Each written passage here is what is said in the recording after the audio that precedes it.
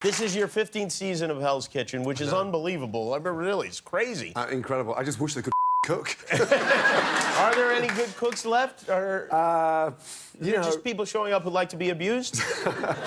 No, there are some good. When you get down to the top 10, top 8, top 5, that's where it really starts to go up a level. So, you know, $250,000 as a prize, an amazing head chef job for BLT this year. So, yeah, I want them to become good. They just freeze in the middle of service. What separates a good cook from a great cook? Because you see so many people who work in a kitchen, and they chop things, they make things, and they taste great. But what is it? What separates a guy like you from a guy that maybe we'd never heard of? So I think that level of vision and understanding where to say stop.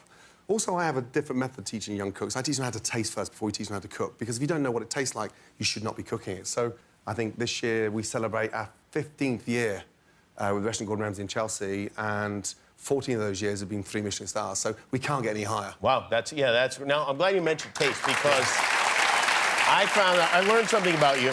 All the time you spend here in the United States, you've never tasted Girl Scout cookies.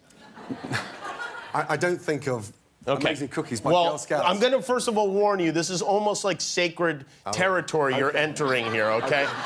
There's the American flag, and there's Willie Nelson, and then we have Girl Scout cookies. And those are the only, like, 3 things we care about, okay? So I just don't want to get you run out of the country, but these are Girl Scout cookies. Now, Girl Scouts, you know what the Girl Scouts are, right? Yes, yeah, like the guides. The kids, they sell them. No, they're little girls, and they sell them outside the supermarket. I'm surprised you haven't seen them in action. They're everywhere, but these are 3 kinds. And if you would, just go ahead and take, this is the tag-alongs. Okay. I mean, visually, they look like dog biscuits, don't they? Visually, they do look like dog biscuits, yes. Yeah, well, they're okay. That's a tag-along.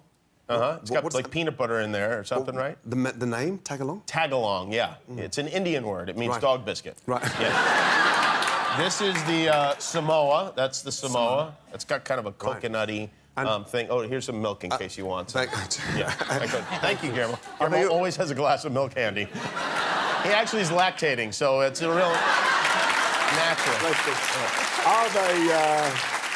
Are they always this small? Yeah, they're always that small. Yeah. Really? I feel like they're bigger. Maybe I was smaller when it started out. Right. That's a bit weird. Yeah, I don't like those either. No. Those aren't my favorite, but these are my favorite. You need milk as do you mind? Sorry. Yes, go ahead. These are my favorite. These are the thin mints.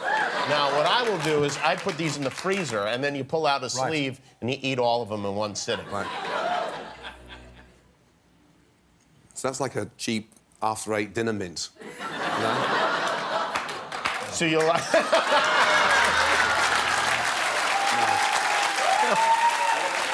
Well, no. Gordon Ramsay's visa just expired, so Hi, I'm Jimmy Kimmel. If you enjoyed the video, hit subscribe.